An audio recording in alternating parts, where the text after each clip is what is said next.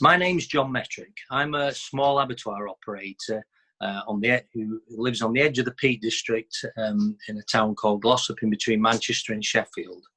We've had a small abattoir in our family for over 100 years, and we've run that abattoir in a very traditional way in that we've got an abattoir and we've also got a butcher shop. That abattoir offers a lot of services to local farmers and farm shops where we're able to actually process their local animals into local meat and add value to that meat and support lots of rural businesses that use that abattoir as a hub for converting local farm animals into local meat. When this COVID disaster happened, I started looking at articles and what was going on around the world.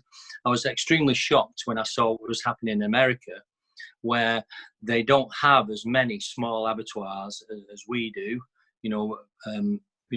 in scale wise, and they have these extremely large plants. And some of these large plants, due to people being infected with COVID, had actually had to close down. And then that meant that they didn't need the animals from the farms that were supplying them. And these animals were then being euthanized, and you've got examples of sows being killed, of pigs given injections so the litters were aborted, and just a complete nightmare really from an animal welfare point of view and a food waste point of view as well. And I suppose that this has really strengthened my resolve and the people that I work with in the National Craft Butchers and the Sustainable Food Trust to actually make sure that we maintain our network of small abattoirs, because we haven't had this situation in this country. We've had a situation where the small abattoirs have actually increased the production when they've needed to, in times when, for instance, like the supermarkets were struggling to supply. When everybody panic bought at the beginning of this crisis, a lot of small abattoirs increased the production, and they were very well supported by the Food Standards Agency in that they provided the staff and that to make sure that they could extend their hours and actually process more animals.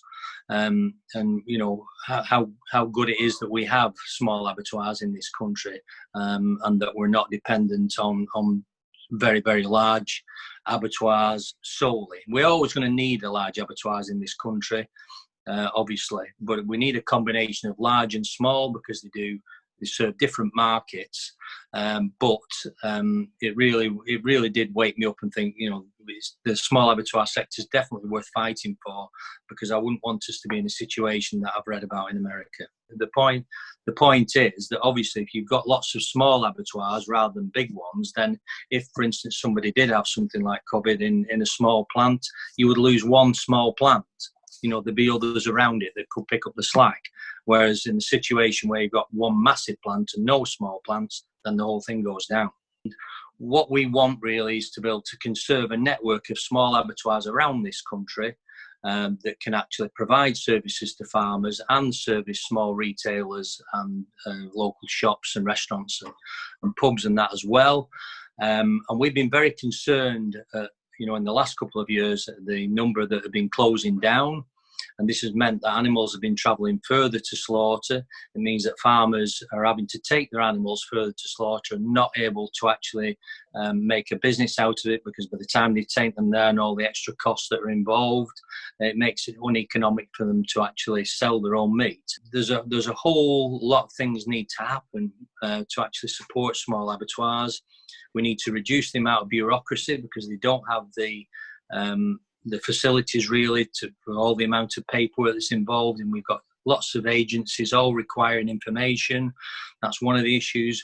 We've got a massive problem, and probably one of the biggest of late has been the complete collapse in the market for hides and skins. And the regulations, to my mind, have been very much designed around large plants, and we need to get to grips with those regulations and get them to a scale where they work better for small abattoirs. And that's one of the pieces of work that we're doing with the Food Standards Agency. So we are working with government.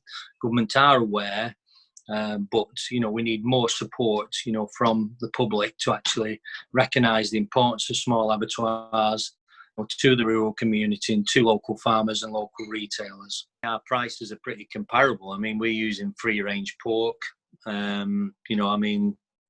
Obviously a lot of the supermarkets sell outdoor reared pork.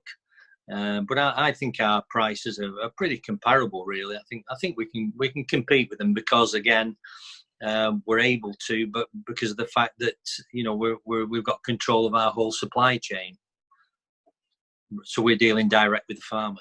The public can assist us by writing to their MPs and actually saying to them, look, we believe that in local meat, we believe that animals should travel short distances to slaughter.